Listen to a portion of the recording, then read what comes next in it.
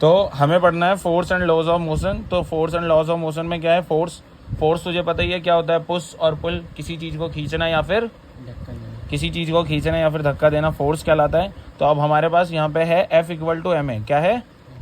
F equal to M A. F क्या होता है? F फोर्स होता है, M क्या होता है? मास होता है, और A क्या होता है? एक्सेलरेशन। इसको याद करने के लिए क्या सिखाया था मैंने? फादर बराबर है माँ के, फादर बराबर है माँ के। F equal to M A. SI unit की बात करें तो फोर्स की एसआई यूनिट न्यूटन होती है, फोर्स की एसआई यूनिट न्यूटन होती है। फोर्स दो तरीके के होते हैं, बैलेंस फोर्स होता है और अनबैलेंस फोर्स होता है। क्या होता है? बैलेंस फोर्स होता है और अनबैलेंस फोर्स होता है। बैलेंस फोर्स में क्या होता है? रिजल्टेंट फोर्स जीरो होता है। मतलब एक डब्बा है, इधर से जितना फोर्स लग रहा है उतना ही इधर से फोर्स लग रहा है, तो उसको बोलते हैं बैलेंस फोर्स। अनबैलेंस फोर्स में क्या होता है? इधर से ज़्यादा लग रहा है फोर्स, मान लो 10 न्यूटन, तो इधर से 5 न्यूटन, तो ये अनबैलेंस फोर्स होता है, जिसमें रिजल्टेंट जो होता है जीरो से बड़ा होता है, जीरो से बड़ा होता है, क्योंकि 10 माइनस 5 क्या आएगा? 5, तो वो जीरो से बड़ा है। अब बात करें न्यूटन्स लॉ ऑफ मोशन की। न्यूटन्स लॉ ऑफ मोशन में 3 लॉ ऑफ मोशन है।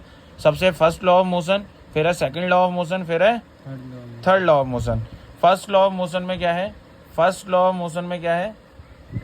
फर्स्ट लॉ ऑफ मोशन में सबसे पहले हमको जानना है inertia. First law of motion में हमको क्या जानना है?